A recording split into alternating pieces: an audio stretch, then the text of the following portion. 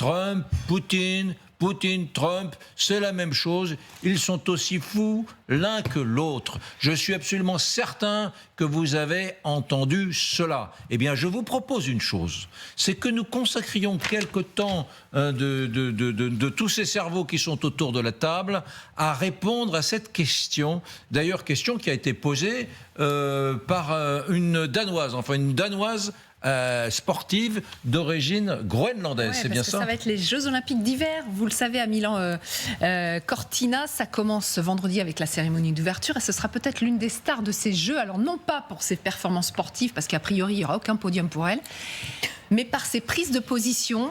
Vu ses classements mondiaux, elle le sait elle-même, elle n'a pas vraiment d'ambition. Elle n'a pas vraiment d'ambition. C'est une biathlète danoise d'origine groenlandaise qui avait déjà largement critiqué Donald Trump au mois de janvier pour évidemment ses velléités sur le Groenland. Et voilà ce qu'elle vient de déclarer à un quotidien italien.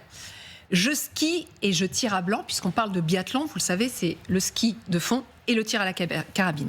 Et je tire à blanc, mais comment puis-je ignorer ceux qui glissent sur des concepts aussi explosifs et se préparent à tirer avec de vraies balles?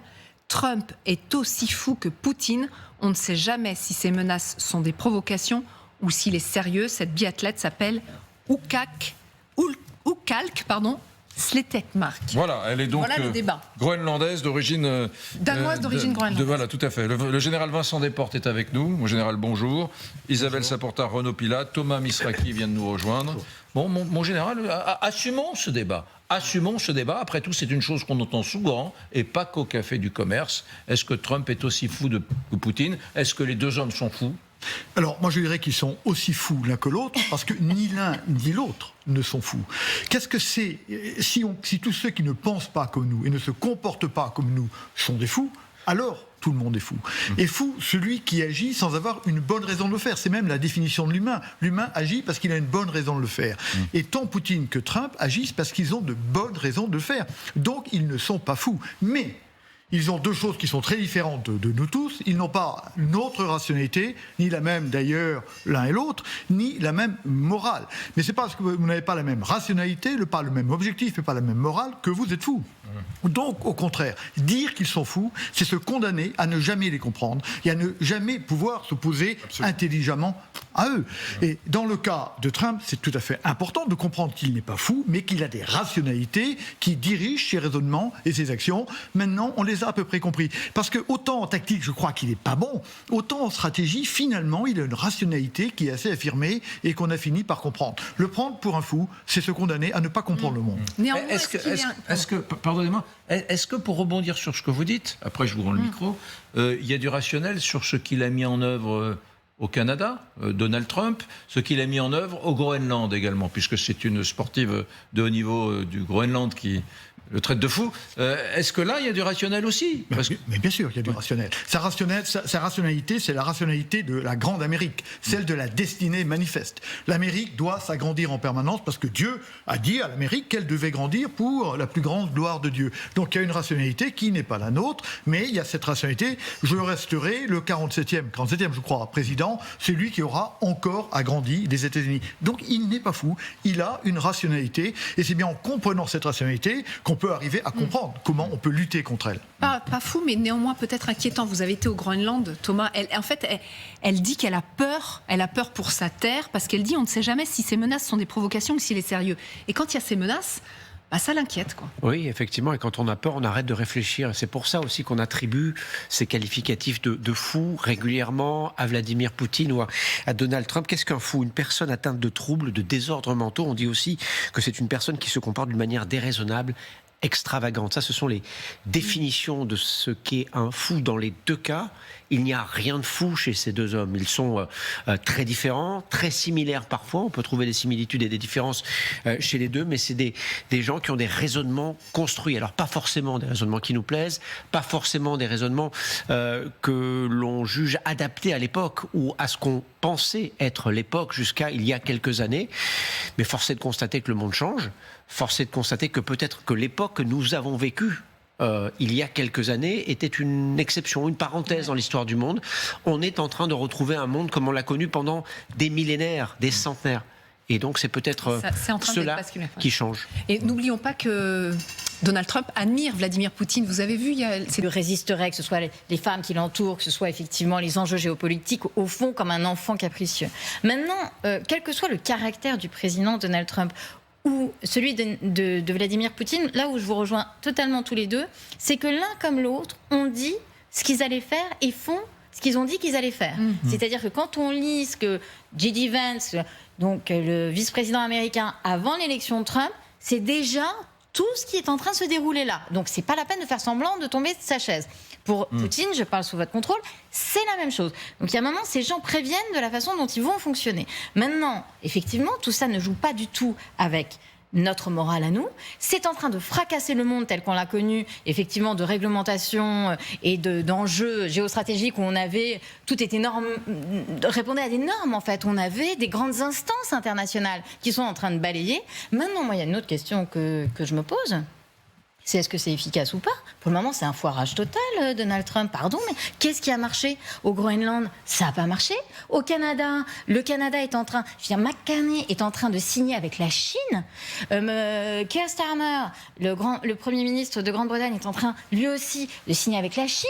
L'Europe, vous avez un texte incroyable de Mario Draghi qui dit « Enfin, l'Europe puissance, allons-y ».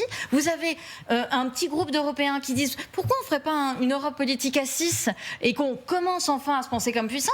Enfin, en quoi c'est une réussite, Donald Trump? C'est un sujet différent. Ça ne marche pas, ça ne prouve pas. Voilà, mais vous trouvez vous aussi que c'est raté pour le moment. Mais bien sûr, ça ne marche pas. Et le dernier exemple en date, c'est évidemment l'affaire de l'Iran. Trump s'est mis dans une situation dont il ne peut pas sortir, il ne peut sortir qu'en prenant des coups. Il n'y a pas de bonne solution. Et donc ça montre bien, d'abord, le fait qu'il n'écoute pas les autres, parce qu'il a quand même des conseillers qui auraient pu lui dire que là, il n'y avait pas de bonne solution. Et d'autre part, il ne pense pas le coup d'après, parce qu'il n'y a pas de coup d'après. J'amène cette flotte et maintenant je suis condamné à quelque chose qui me fera du mal, quoi qu'il arrive. Et ça, c'est grave. Et je l'amène trop tard en plus. Je laisse tomber le peuple iranien, je l'amène trop tard et je suis là. On ne sait pas ce qu'il veut faire. Renaud Pilat, c'est très rare. Je rappelle, Trump, pour ceux qui nous regardent, nous nous livrons à cet exercice qui consiste à réfléchir sur une espèce de vérité de bistrot. Trump et Poutine, c'est les mêmes, ils sont aussi fous l'un que l'autre. Voilà, on a assumé le fait de se pencher sur cette vérité de bistrot, qui a été d'ailleurs au passage relayée par une athlète danoise qui l'a dit là. Non, mais je ne suis pas vraiment d'accord. C'est pas du tout une vérité ou une conversation de bistrot. C'est une conversation. C'est une conversation extrêmement, pour le coup, rationnelle et passionnante. C'est rarissime, mais je suis entièrement d'accord avec ce qui a été dit autour de moi par Thomas, le général Desportes, par Isabelle. Pourquoi ? Parce que, effectivement, il n'est pas comme nous. Ils ne sont pas comme nous. Mais pardonnez-moi du peu, Poutine, 22 ans au pouvoir, dans des cercles en Russie où vous avez la mafia, les concurrents, les rivaux, les pressions... Bon, 22 ans au pouvoir.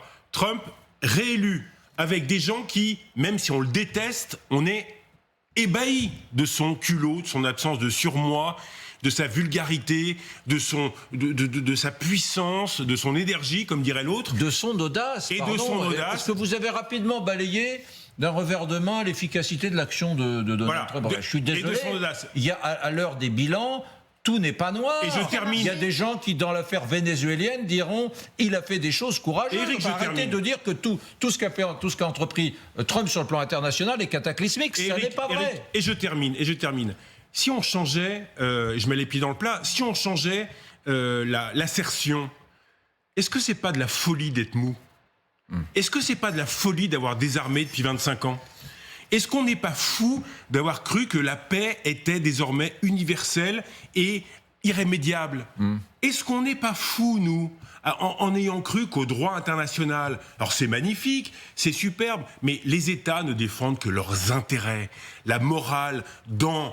malheureusement, les relations internationales n'existent pas. C'est évidemment un objectif qu'on doit avoir. Mais je suis désolé, moi je ne suis pas psychiatre, je ne suis pas qualifié pour dire que Poutine ou Trump est fou. En tout cas, il y avait une folie pour les Européens à se désarmer comme ça, on va en parler. Quand le chef d'état-major français dit qu'on n'a plus de missiles, qu'on n'a pas assez de navires, et que le Cornu passe son temps à dire à ses visiteurs, on a tellement désarmé que maintenant on met 7 milliards par an. Vous savez ce que c'est que 7 milliards cette année, l'année prochaine, en 2029, en 2030, tellement on est en retard. C'est de la folie. Bon, vous ferez votre propre opinion. C'était en tout cas extrêmement intéressant de pouvoir l'avoir sur ce plateau.